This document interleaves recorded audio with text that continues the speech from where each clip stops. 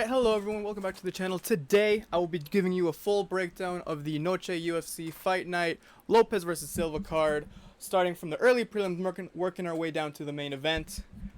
This was a good card, actually. This was a surprisingly good card. I thought there was a lot of, there were a lot of high-stakes fights on this card, so depending on the outcome, we could have seen some big shakeups in the roster divisions. And there was some, so we'll get all to that in a second, but let's just jump right into it, starting with the opener of the show, being the Ultimate Fighter Season 33 welterweight final between Rodrigo Cenzonado and Danil Donchenko. This was a very good fight. This was a very competitive fight. Danil started with very good pressure, but then Rodrigo was able to come back with some good counter punches. Both ended up getting takedowns in the first one, which is really impressive. But in the end, it was good combinations against the cage from Danil, with the elbows that was able to get him the win via TKO and become the Ultimate Fighter champion. Danilo had a really good showing here. He had some really good mid-fight adjustments that I like. I think there's actually a lot to like about Danil Donchenko, and he has kind of a reckless style to his fighting, so I think that we'll see him with some success here. It'll be very interesting to see his career here. I think him and Joseph Morales are actually very good, tough winners compared to some of the last few ones, and I think that if they will go down a path where if they do end up losing, they will have some those losses will age very well for them. So I'm very excited to see what both tough winners end up doing and how their careers pan out. So that's someone to look forward to. Next fight, Montserrat Rendon versus Alice Pereira. There's not much to really be said about this fight. I think Pereira started all right, won the first round, but then rounds 2 and 3 she kind of stopped. She was kind of floating at range for most of it and allowed Rendon to be able to get more position, more control, get the takedown, get the submission attempt in, and yeah, so Pereira just didn't do enough in the last few rounds to get the win, and it ended up being a 29-28 decision win for Rendon. So that's just another prospect down, so is what it is. Up next, Alessandro Costa versus Alden Correa. This was a good win for Alden Correa, man. Costa is not an easy person to beat, and so when you do go out there and put on a performance like he did, that it makes you look pretty good here. It makes you excited. It makes me excited to see what you do next. He was mixing in the takedowns. He was landing good strikes against Costa for a majority of the fight, so he looked pretty good all throughout. He was winning the fight up until the point that Costa breaks his toe, and that ends up being kind of the definitive finisher of the fight itself. I didn't think Costa really had a chance to win, so I didn't think that really factored in too much of it, but it was a good win for Costa, man. He looked really good here, so excited to see how he does in the flyweight division. There's a lot of people in flyweight that, are just kind of like, it's kind of like the opposite of heavyweight, where there's just a lot of promising guys, and then now they're starting to fight each other, and it's guys are getting taken down out of contention left and right. So this is another name that to look out for in the flyweight division, someone who looks to be pretty promising in these next few fights. Up next, Zachary Reitz versus Cedric Dumas. Not much to say here, except that Dumas cannot feel his right ball.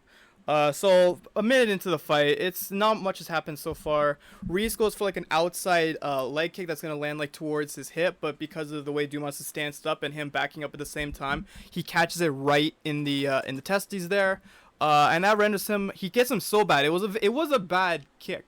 It was a bad hit to his balls because very audible, very obviously in pain. Looked pretty gruesome, and yeah, he just couldn't get back to his feet after a 5-minute wait period. So fight goes down as a no contest. I'll take that man out. That was a pretty risky pick by me. Let's say Dumas was gonna win that here, so I'll take a N1 on my record here for sure. What I think annoys me is that the fact that they're probably gonna end up rebooking this fight. So I think it's just kind of annoying that Dumas is gonna be here taking another check from the UFC. Given the guy's history and all that, I feel like if I was a fighter, I'd be really annoyed to see him still be given so many chances in the UFC, especially after not only his career's kind of just fucking sucked, but again, all his outside issues. He's kind of like the next Greg Hardy, where I'm just kind of waiting for this guy's demise and just kind of waiting for him to finally, just fuck off from the UFC. So, but I'm sure the victims of his arm home invasion got a kick out of seeing him get low blowed in the testes. I'm sure they found that pretty satisfying. So, anyway. Up next was my boy Jesus Aguilar versus Luis Garule. I picked Jesus Aguilar. He was the pretty big underdog to win here, but he looked pretty good. He landed some good shots throughout. Both guys actually ended up looking really good. There was a really good fight. It was a really good striking battle between these two. But Aguilar had some of the better ones, and then in the third, he dropped Garule to get the decisive win over him. Good fight, good performance from Jesus Aguilar. Excited to see how he does in the next few fights as well.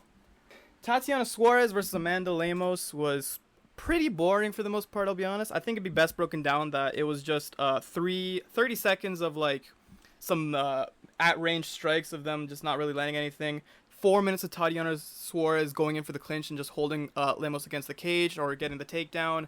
And then the last 30 seconds of the fight, Lemos would able to escape from that and then try to like, you know, apply some reverse counter grappling of her own.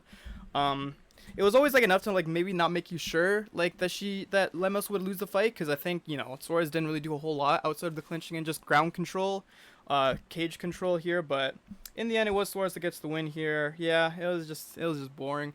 It wasn't a very impressive win for Suarez in overall, so I think she has a lot to she needs a lot to bounce back here if she's gonna be seen as a contender for the title again. But as for Lemos, I think that's a pretty weird loss. You know, she seems to have not learned anything from her Mackenzie Dern win, or I guess that was a fluke. So yeah, interesting, right, for sure. Up next, we have Claudio Perez versus Joaquim Silva here. I wrote down here is just like all it says here is just of course Claudio Perez is gonna lose by a close split decision. You know, it's just of course, right?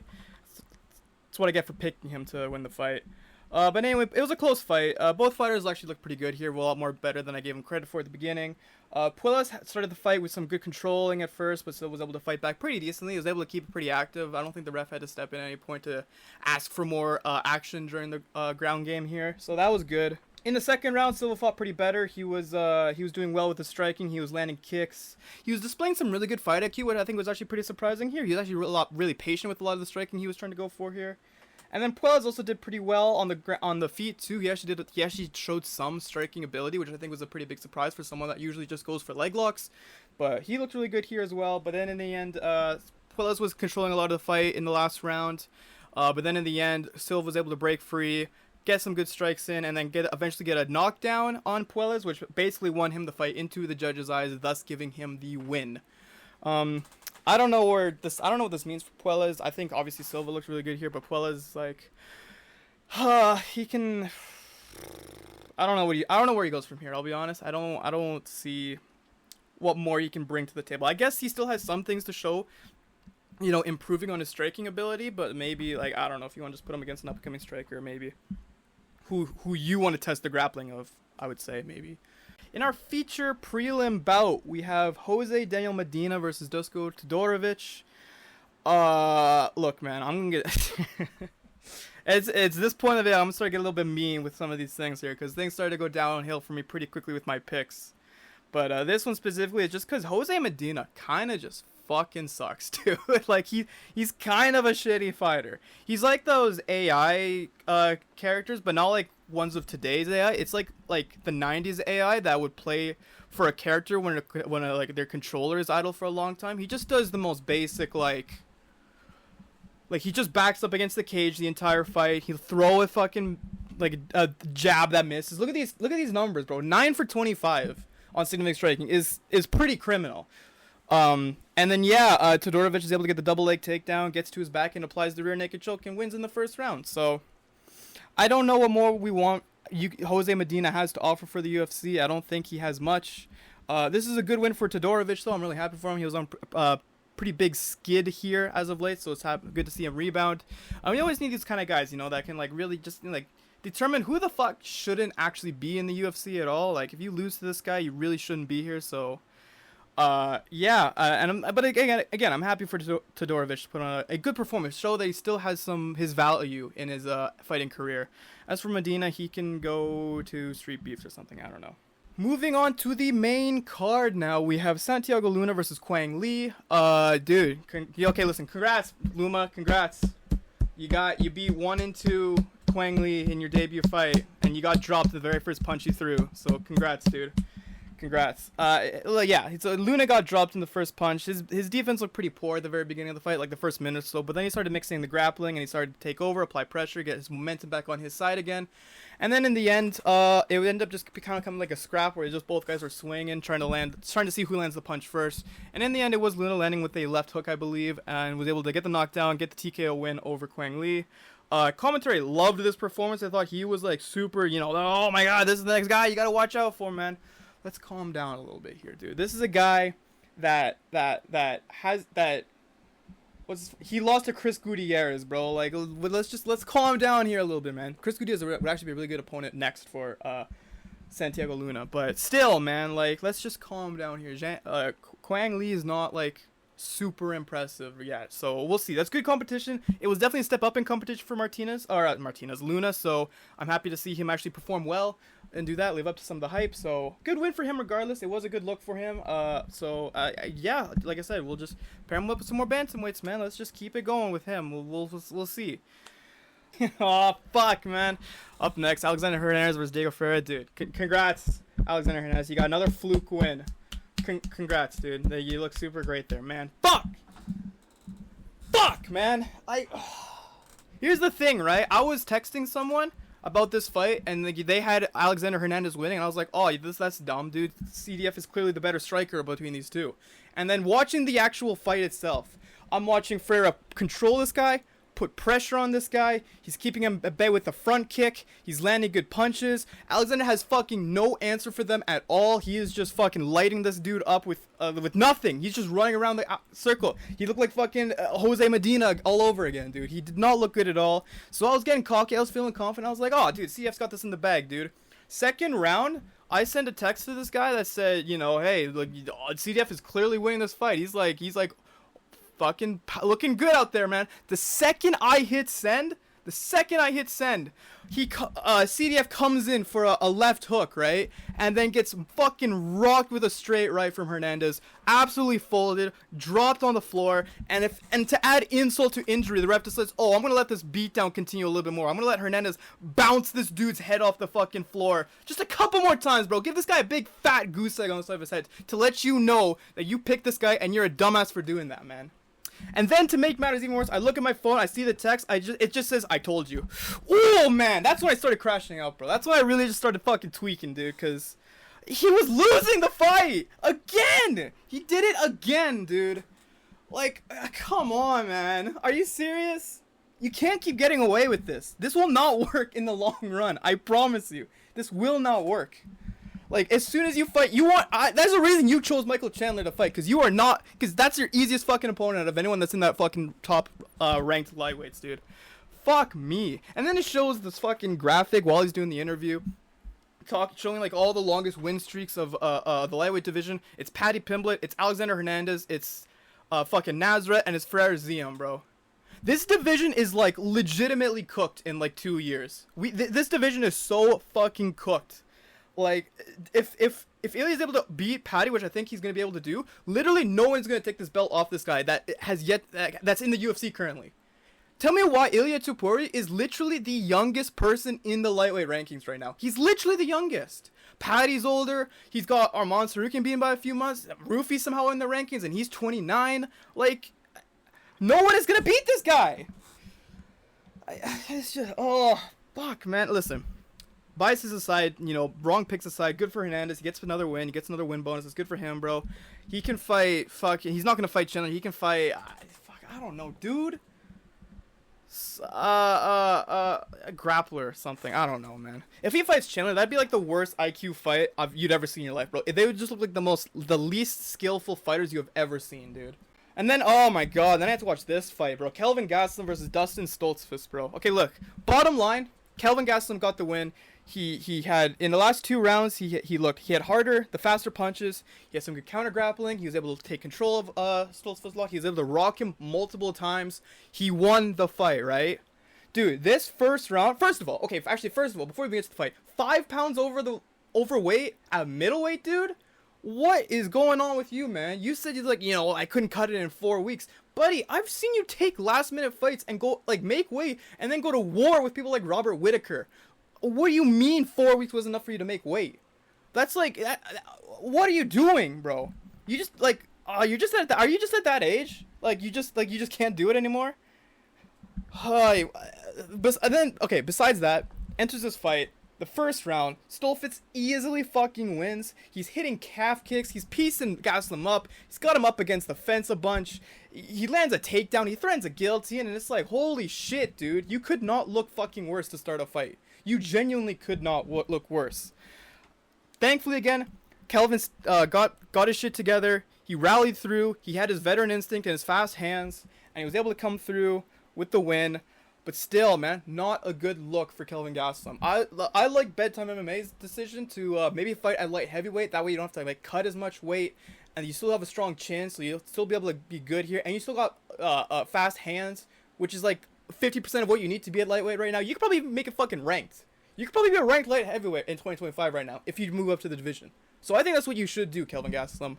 But you should not fight here, because you're going life and death with Dustin fucking Stoltzfus, dude. Like, this guy's gonna beat some absolute fucking nobody and then lose to like another up and coming middleweight, or not even up and comer, just like a decent guy, just someone decent. He's gonna lose to you next. So yeah, oh my fucking god, dude, it just keeps getting worse for me. It legitimately just keeps getting worse for me. Rafa Garcia versus Jared Gordon. Dude, Rafa Garcia could not finish Clay Guida in the year of our Lord 2023. He couldn't win. He couldn't finish this last guy he fought. Was, what's his name, Vince Pichel or something like that? Dude, the last person he finished was Jesse Sorensen, my boy, and he went 0-5 in the UFC. And here he comes away with the performance of a fucking lifetime, getting a third round TKO win over Jared fucking Gordon, dude. Are you serious, Jared? Are you serious, Jared? What the fuck, man? Come on. Your career can't go like this, man. You can't have a close fight with Paddy Pimblett, get robbed of a victory from Nasdaq, go to a no contest with Bobby Green.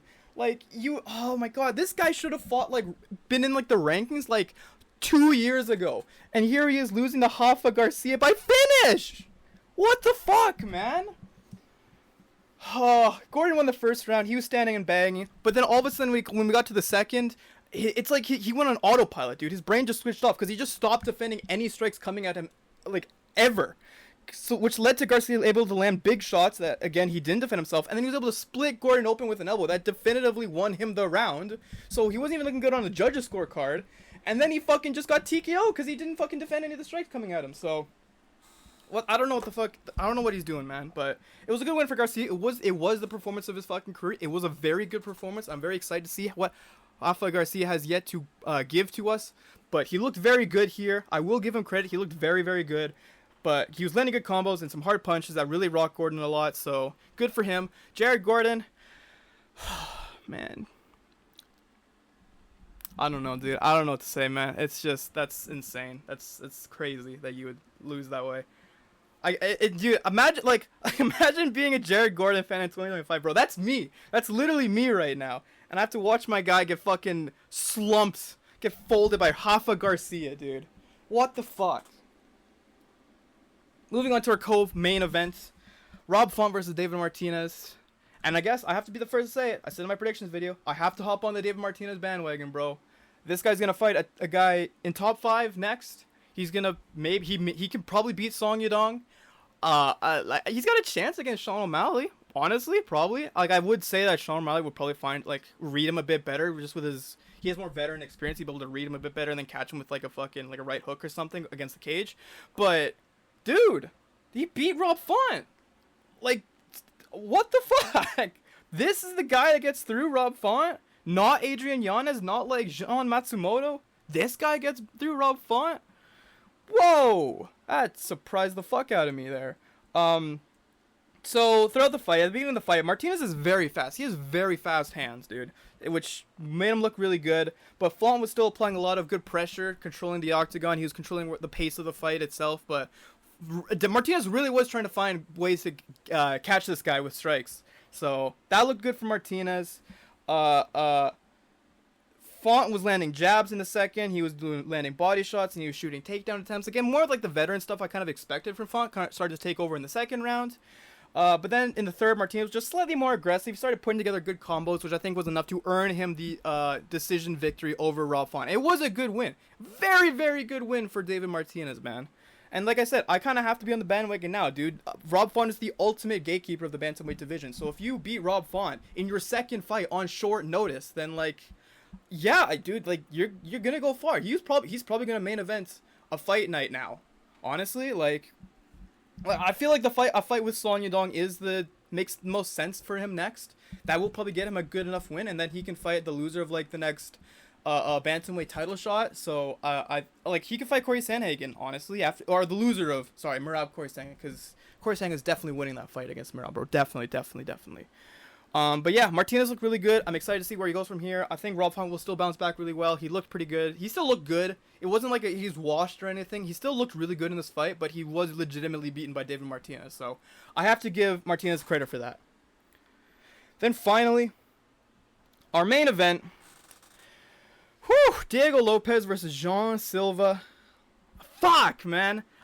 Dude, at the very beginning, before I even like really looked into like how this fight will play, in my mind I was just like, dude, this size advantage is gonna help Diego Lopez win this fight.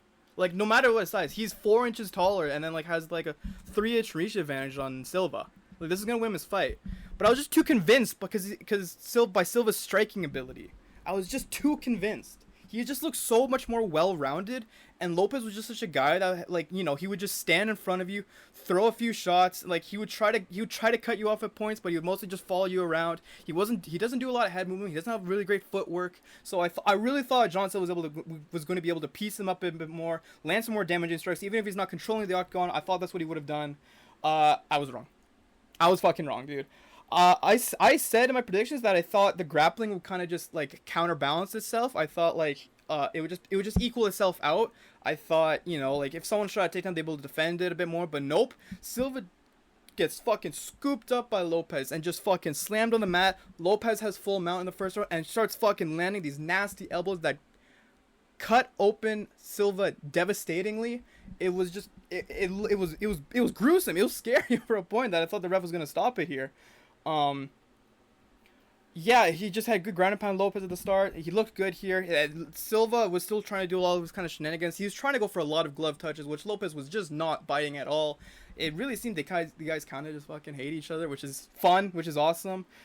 Second round, Silva was doing good with the front kicks. He finally started to be able to find, he finally started fighting like I thought he was going to be able to. He started piecing him up a bit more, finding some more unorthodox striking. He was able to land good body kicks. He was able to get some good shots. Lopez was actually able to start landing a few jabs, which I think is kind of a five-headed decision by me, because like if you look back at Lopez fights, he actually doesn't throw too many jabs, but I thought, like if you're 4 inches taller than a guy and your eyes meet the top of his head, you're going to be going for jabs. Like, you're just going to keep him at range with the jabs and pressing forward.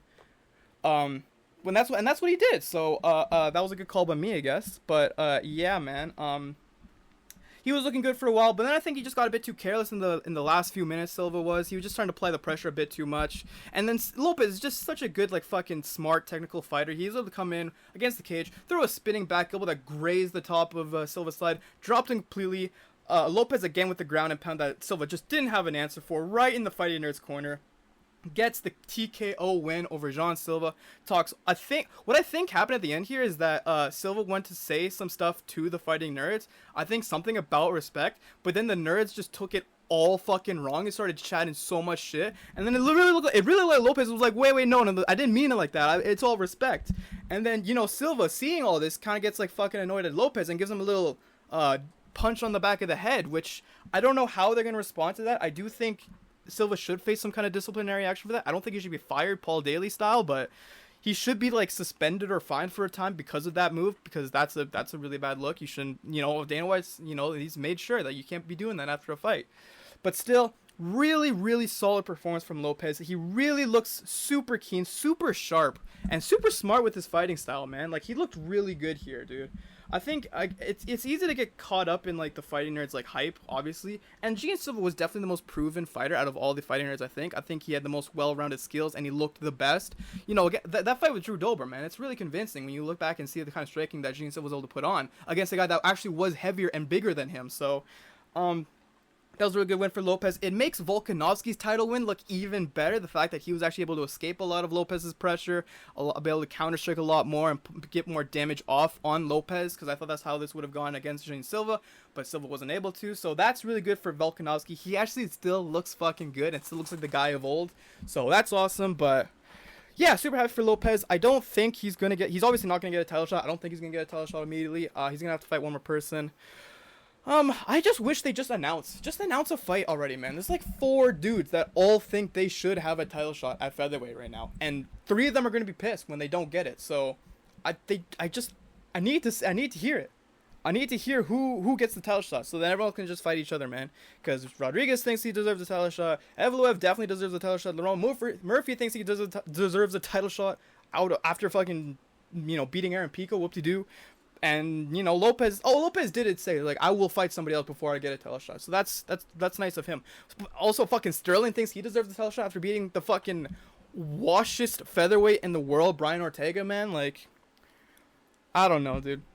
They just need to announce the title fight soon, bro. I'm trying to see who's gonna fucking get the next title shot. But that was the UFC main event, and that was the full breakdown of the card. Let me know what you guys thought of the card myself, how well you did on picks.